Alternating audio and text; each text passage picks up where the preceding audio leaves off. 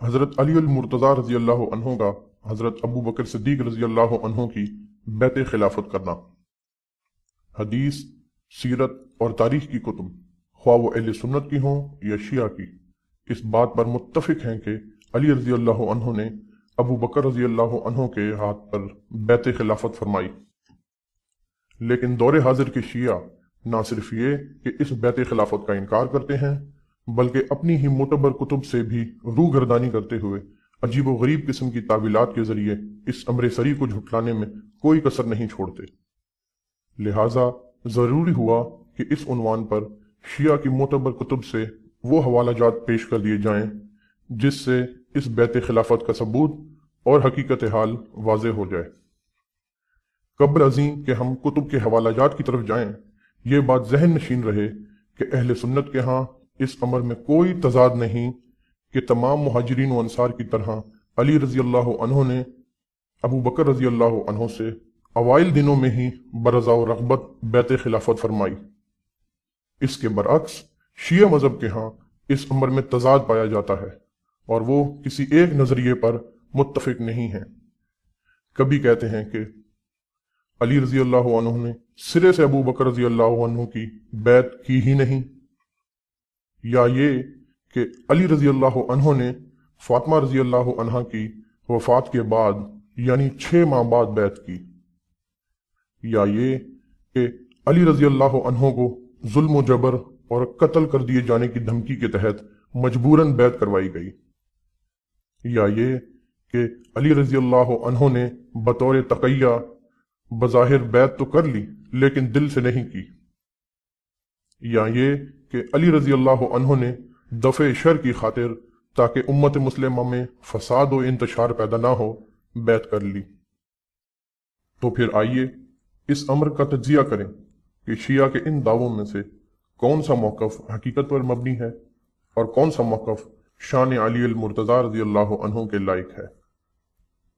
حقیقت یہ ہے کہ نبی کریم صلی اللہ علیہ وسلم کی وفات کے بعد علی رضی اللہ عنہ نے جلد ہی ابو بکر رضی اللہ عنہ کی بیعت کر لی، اور یہ کہنا کہ علی رضی اللہ عنہ نے سرے سے بیعت کی ہی نہیں، یا یہ کہ فاطمہ رضی اللہ عنہ کی وفات کے بعد یعنی 6 ماہ بعد بیعت کی، یا لوگوں کے ظلم و جبر اور قتل کر دیے جانے کے ڈر سے بطور تقیہ بظاہر بیعت تو کر لی مگر دل سے نہیں کی، یہ سب راویوں کے غیر معتمد، مردود اور باطل اقوال ہیں جن کا حقیقت سے کوئی تعلق نہیں۔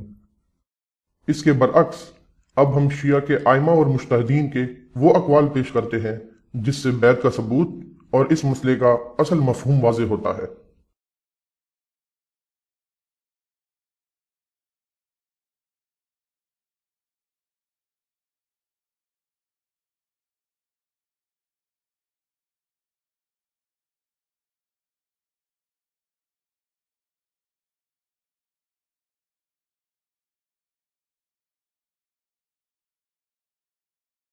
ترجمہ۔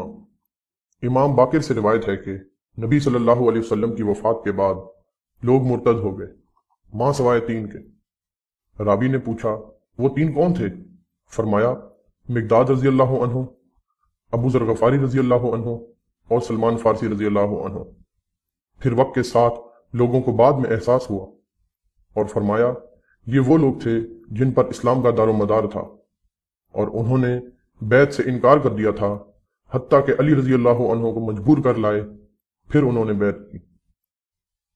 حوالہ رجال کشی، صفحہ نمبر 12، تذکرہ سلمان فارسی، اور روضۃ الکافی، صفحہ نمبر 198، حدیث نمبر 341، صحت حدیث حسن یا موثق، میرۃ العقول، جلد 26، صفحہ 213۔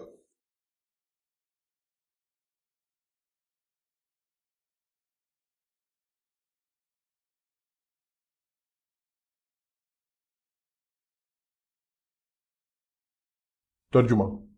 امام باقر سے روایت ہے کہ جب لوگوں نے ابو بکر رضی اللہ عنہ کے ساتھ بیعت کرنی شروع کر لی تو علی رضی اللہ تعالی عنہ نے اپنے ساتھ بیعت کرنے کے لیے لوگوں کو اس خوف سے نہیں بلایا کہ کہیں لوگ پورے اسلام سے ہی مرتد نہ ہو جائیں، اور بت پرستی نہ شروع کر دیں اور اللہ کی توحید اور نبی صلی اللہ علیہ وسلم کی رسالت کی شہادت دینا ہی ترک نہ کر دیں۔ اور علی رضی اللہ تعالی عنہ کے لیے یہ بات زیادہ پسندیدہ تھی کہ لوگوں کو ابو بکر رضی اللہ عنہ کی بیعت پر برقرار رکھیں، بجز اس کے کہ لوگ پورے کے پورے اسلام سے خارج ہو جائیں، اور جو اس بیعت میں شریک ہوئے وہ ہلاک ہوئے، اور جنہوں نے یہ کام نہیں کیا یعنی بیعت نہیں کی وہ بھی بغیر کسی علم اور بغیر علی رضی اللہ عنہ کی عداوت کے دوسروں کی طرح اس بیعت میں شامل ہو گئے، کیونکہ اس بیعت سے نہ تو لوگ کافر ہوتے تھے اور نہ ہی اسلام سے خارج۔ اس لیے علی رضی اللہ عنہ نے اپنے امر کو چھپایا، اور جب اپنا کوئی مددگار نہ پایا تو مجبور ہو کر بیعت کر لی۔ حوالہ روضۃ الکافی، صفحہ نمبر 234، حدیث نمبر 454۔ صحت حدیث کل موثوق، مرۃ العقول جلد 26، صفحہ 326۔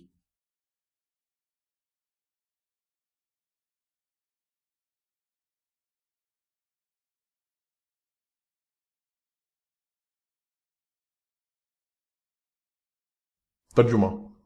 امام باقر سے روایت ہے کہ جب اسامہ بن زید رضی اللہ عنہ کے پاس ابو بکر رضی اللہ عنہ کا خط پہنچا تو وہ اپنے ساتھیوں سمیت مدینہ واپس آ گئے اور دیکھا کہ لوگ ابو بکر رضی اللہ عنہ کے پاس بیعت کے لیے جمع ہیں، تو اسامہ رضی اللہ عنہ پھر علی رضی اللہ عنہ کی طرف گئے اور ان سے پوچھا یہ کیا ہے؟ تو علی رضی اللہ عنہ نے جواب دیا وہی ہے جو تم دیکھ رہے ہو۔ اسامہ رضی اللہ عنہ نے پوچھا کیا آپ نے بھی بیعت کر لی ہے؟ علی رضی اللہ عنہ نے کہا ہاں۔ حوالہ احتجاج تبرسی جلد 1، صفحہ 87۔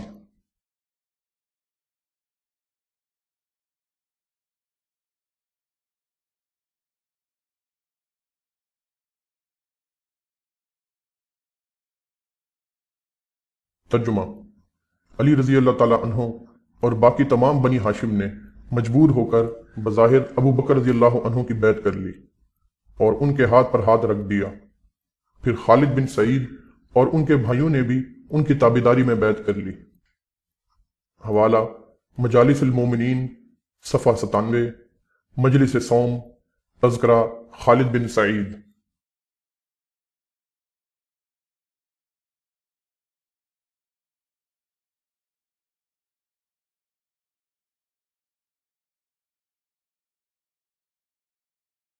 ترجمہ۔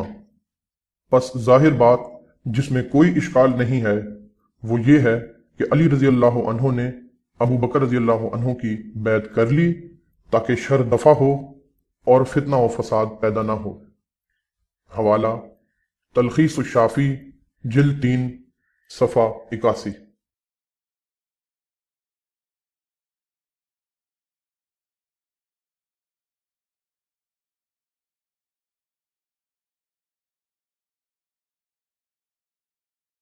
ترجمہ۔ ہم اللہ کی تقدیر و قضا پر راضی ہو گئے اور ہم نے اللہ کے لیے اس کے امر کو تسلیم کر لیا۔ کیا تم میرے متعلق یہ گمان کرتے ہو کہ میں رسول اللہ صلی اللہ علیہ وسلم پر جھوٹ باندھوں گا؟ اللہ کی قسم میں تو پہلے تصدیق کرنے والوں میں سے ہوں، پس میں ان پر پہلے جھوٹ کہنے والا نہیں ہو سکتا۔ پس میں نے اپنے امر خلافت میں غور کیا تو اس مسئلے میں میرا اطاعت کرنا میری اپنی بیعت کرنے سے سبقت لے گیا ہے اور میری گردن میں غیر کا عہد لازم ہو چکا ہے۔ حوالہ نہج البلاغہ، خطبہ نمبر 37۔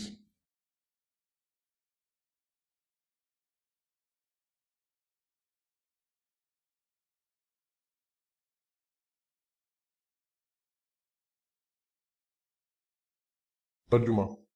جن لوگوں نے ابو بکر و عمر اور عثمان رضی اللہ عنہم کی بیعت کی انہوں نے میرے ہاتھ پر اسی اصول کے مطابق بیعت کی جس اصول پر وہ ان کی بیعت کر چکے، اور اس کی بنا پر جو حاضر ہے اسے پھر نظر ثانی کا حق نہیں، اور جو بر وقت موجود نہ ہو اسے رد کرنے کا اختیار نہیں، اور شورا کا حق صرف مہاجرین اور انصار کو ہے۔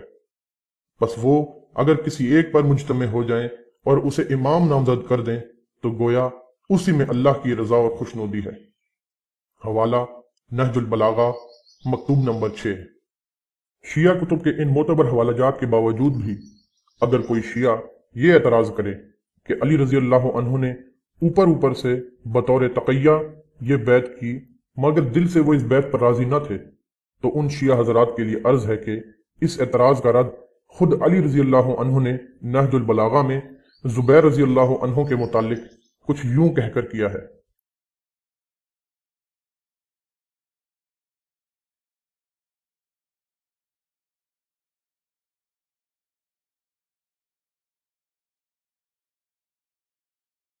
ترجمہ: وہ زبیر یہ گمان کرتا ہے کہ اس نے بیعت ہاتھ سے کی تھی مگر دل سے نہیں کی، بہر صورت اس نے بیعت کا اقرار تو کر لیا۔